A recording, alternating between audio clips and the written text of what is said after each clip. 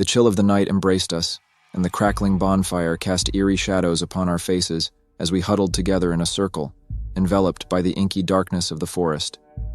The air was thick with anticipation as my friends and I swapped tales of the supernatural. Each story aimed to outdo the last, invoking spine-tingling fear in our hearts. It was my turn to spin a yarn, and I decided to share a legend that had haunted the corners of our small town for generations. A tale of the cursed house that stood hidden among the ancient trees. I began. In the heart of our town, shrouded in legend and cloaked in dread, there lies a house unlike any other. Its presence is an ominous secret, whispered only in hushed tones. They say that it is cursed by a darkness so profound that it devours the souls of those who dare to enter. As I wove the tale, the flames danced to the rhythm of my words, casting eerie shadows that seemed to come alive. The house's story was one of despair, of a family that had once dwelled there, but had vanished without a trace. The town's folk spoke of eerie sounds emanating from the house at night, of flickering lights in the attic, and the mournful wails that echoed through the desolate halls.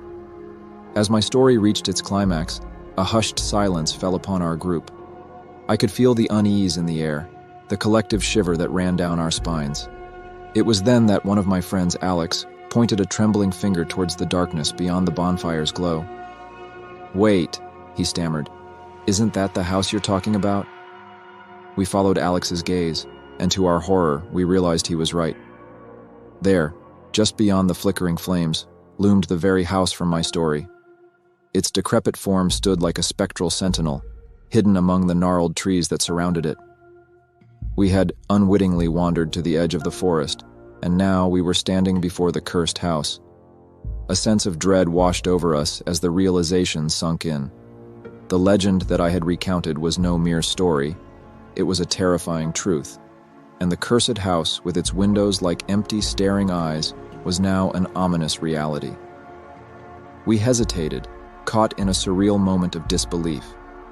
Fear clawed at our hearts, urging us to flee, but an inexplicable curiosity held us in place. The wind rustled the leaves with a mournful whisper, and the distant hoot of an owl added to the eerie ambiance.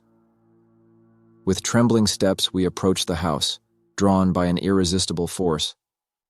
As we crossed the threshold, the air grew colder, and an overwhelming sense of foreboding enveloped us. We ventured further into the darkness, the chilling truth of our situation dawning upon us. The cursed house had claimed us, just as it had claimed so many before. We were now part of its ghastly legend, condemned to wander its haunted halls for eternity. Our screams joined the symphony of wails that echoed through the night, lost in the darkness of the cursed house that had become our eternal prison.